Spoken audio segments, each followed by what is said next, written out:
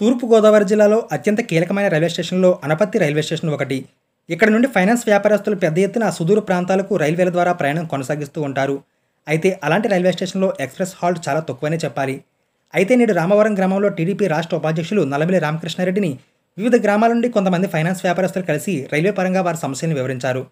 దీనిపై టీడీపీ రాష్ట్ర ఉపాధ్యక్షులు నల్లమిల్లి రామకృష్ణారెడ్డి మాట్లాడుతూ, గతంలో అనపత్తి ప్రజల ఇబ్బందులు దృష్టిలో ఉంచుకుని తమ తండ్రి నల్లమిల్లి మూలారెడ్డి అప్పటి ఎంపీ చుండ్రు శ్రీహరి సహాయంతో అనపత్తిలో గోదావరి ఎక్స్ప్రెస్ హాల్ట్ ఇప్పించడం జరిగిందని, అలాగే 2014లో తాము అధికారంలోకి వచ్చిన తర్వాత Ratnachal express, Seshadri express halt ఇప్పించామన్నారు. అయితే ప్రస్తుత ఎంపీ జన్మభూమి ఎక్స్ప్రెస్ హాల్ట్ అదిగో వచ్చేస్తుందని హడావుడి చేయడం తప్ప చేసిందేమీ లేదని, జన్మభూమి ఎక్స్ప్రెస్ హాల్ట్ ఇప్పించలేకపోతే ఓట్లు అడగడానికి కూడా రామని చెప్పి ఇప్పుడు ఎమ్మెల్యేగా పోటీ చేస్తుందని ఎద్దేవా చేశారు. తాము అధికారంలోకి వచ్చిన వెంటనే జన్మభూమి ఎక్స్ప్రెస్ హాల్ట్ ఇప్పిస్తామని, అలాగే సింహాద్రి ఎక్స్ప్రెస్ నిత్యం రద్దు అవుతుండడంతో దాని స్థానంలో ఉదయం 9 తర్వాత వైజాగ్ వెళ్లేందుకు మరో ట్రైన్ హాల్ట్ కూడా ఇప్పిస్తామని ఈ సందర్భంగా నల్లమిల్లి రామకృష్ణారెడ్డి ఫైనాన్స్ వ్యాపారస్తులకు హామీ ఇచ్చారు.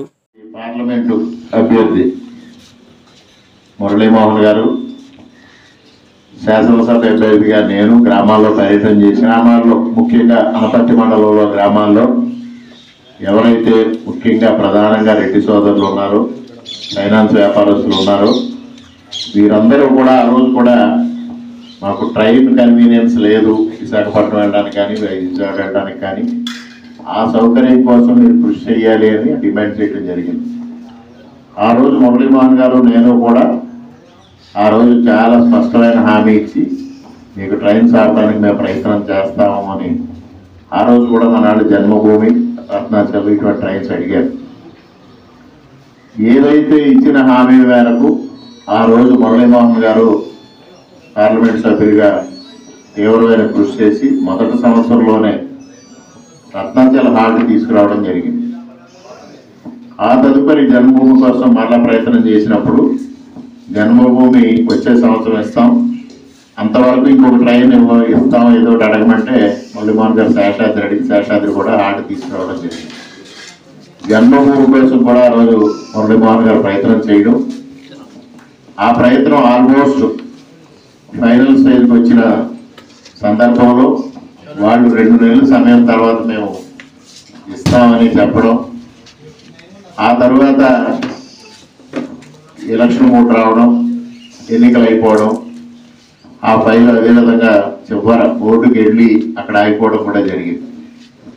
మరి ఆ తర్వాత పార్లమెంట్ సభ్యుడిగా వచ్చిన వ్యక్తి జన్మభూమి హాల్ట్ ఇస్తున్నామని అనేక ప్రకటనలు చేయడం జరిగింది. ఏ రోజు చూసినా అధికార పార్టీ సోషల్ మీడియాలో ఈ వారం జన్మభూమి హాల్ట్ వస్తుంది, వచ్చే వారం జన్మభూమి హాల్ట్ వస్తుంది అంటూ ప్రకటనలు గుప్పించారు తప్పించి ప్రస్తుతం ఉన్న పార్లమెంటు సభ్యులు ఏ విధంగానూ ఏ చిత్తశుద్ధితో కూడా కృషి చేయలేదు అనేది వాస్తవం. ఇటీవల కాలంలో ప్యాసింజర్స్ అసోసియేషన్ కానీ ఇతర పెద్దలు కానీ అందరూ వెళ్ళి ఎంపీ గారిని కలిసినప్పుడు ఆయన చాలా స్పష్టంగా ఒక మాట చెప్పడం జరిగింది.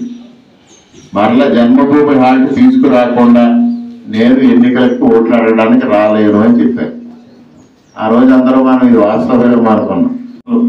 సింహాద్రి ఎందుకు ప్రాపర్గా రన్ చేయటం లేదు, ఫెస్టివల్స్ అప్పుడు తప్పించి మిగిలిన టైంలో ఎందుకు రన్ చేయటం లేదు అనే విషయం కూడా వాస్తవం ఏంటి అనేది అక్కడ అధికారికంగా ఉన్న సమాచారం కూడా తెలుసుకోమని నాకు సన్నిహితంగా ఉన్న అధికారి రైల్వే అధికారికి చెప్పడం, వారు రేపటికల్లా ఇన్ఫర్మేషన్ తెలుసుకొని చెప్తా అన్నారు.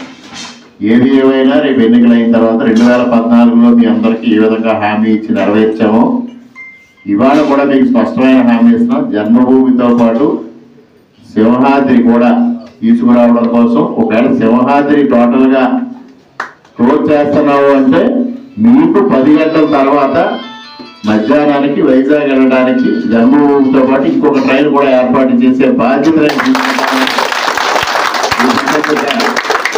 స్పష్టమైన హామీ ఇస్తున్నా.